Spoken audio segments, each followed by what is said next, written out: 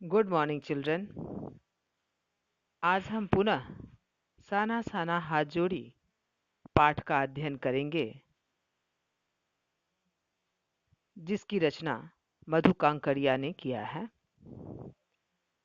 बच्चों, अब तक हम लोगों ने जाना कि युमथांग पहुंचने से पूर्व सैलानी लायुंग में तिस्ता नदी के किनारे पर लकड़ी से बने एक छोटे से घर में रुके।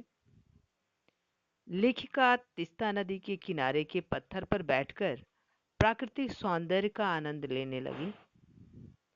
हिमालय सैलानियों के लिए कविता ही नहीं, दर्शन बन गया था। रात में उस गेस्ट हाउस में गाने की तेज धुन पर संगी साथियों ने नाचना आरंभ किया तो मस्ती और मादकता का वातावरण बन गया था। लेखिका की सहेली 50 वर्षीय मनी के जानदार नृत्य को देखकर सभी को आनंद आया। चलिए पाठ का शेष भाग पढ़ें। लायुंग की सुबह बेहद शांत और सुरम्य। मैंने लायुंग एकदम शांत और मनोहर जगह था, बहुत ही सुंदर था। तिस्ता नदी की शांत धारा के समान ही कल कल कर बहती हुई।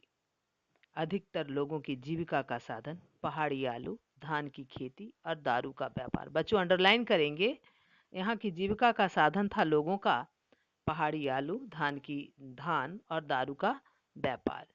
सुबह मैं अकेले ही टहलने निकल निकल गई थी। मैंने उम्मीद की थी कि यहाँ मुझे बर्फ मिलेगी, पर अप्रैल के शुरुआती महीनों में यहाँ बर्फ का एक कतरा भी नहीं था। लेखिका टहलने गई और वहाँ वो बर्फ देखना चाह रही थी। जो मैदानी इलाकों से आए हुए लोगों के लिए बर्फ बहुत ही महत्व रखता है पहाड़ी एरिया में घूमने पर, लेकिन वहाँ बर्फ का एक कतरा भी उन्हें नहीं मिला। यद्यपि हम सी लेवल से 14,000 फीट की ऊंचाई पर थे। मैं बर्फ देखने के लिए बेचैन थी। हम मैदानों से आए लोगों के लिए बर्फ से ढके पहाड़ किसी जन्नत से कम नहीं होते। तो बच्चों अंडरलाइन करेंगे, लायुंग सी लेवल से 14,000 की फीट की ऊंचाई पर था। पूछा जा सकता है कितनी फीट की? 14,000 की फीट की ऊंचाई पर था सी लेवल से। तो लेकिन वहां पर सी लेवल से 14,000 की फीट की ऊंचाई पर होने के बावजूद भी लाइंग में एक कतरा बर्फ लेखिका को नहीं मिला। वहीं पर घूमते हुए एक सिक्किमी नवयुवक ने मुझे बताया कि प्रदूषण के चलते स्नोफॉल लगातार कम होती जा रही है, पर यदि मैं कटाव चली जाऊं तो मुझे वहां सर्दियां बर्फ मिल जाएगी। कटाव यानी भारत का स्विट्जरलैंड। तब लेखिका को वहां के नवयुवक ने बताया कि आप कटाव चली जाओ, वहां पर निश्चित रूप से आपको बर्फ मिलेगी।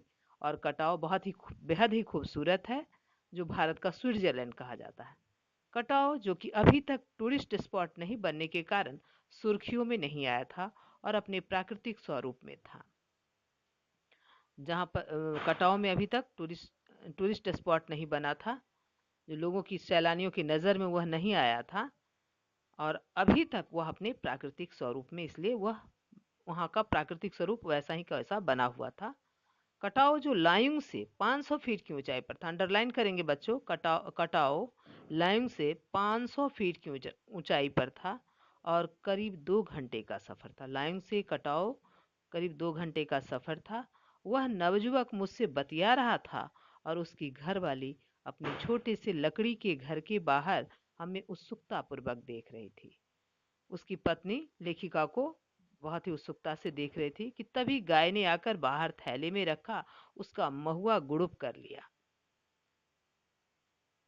मीठी झिड़कियां देकर उसने गाय को भगा दिया। मतलब महुआ गुड़ुप कर लिया, मैंने महुआ को निगल लिया। तो उसने मीठी बातें कहकर झिड़की से उस झिड़कियां देकर गाय को वहां से भगा दिया। चलिए बच्चों, गृह कार्य नोट करेंगी। पहला प्रश्न, लायुंग सी लेवल से 14,000 फीट की ऊंचाई पर होने पर भी वहां बर्फ का एक कतरा भी क्यों नहीं था? दूसरा प्रश्न, कटाव अभी तक अपने प्राकृतिक स्वरूप में ही क्यों था? चलिए आज के लिए इतना ही। धन्यवाद।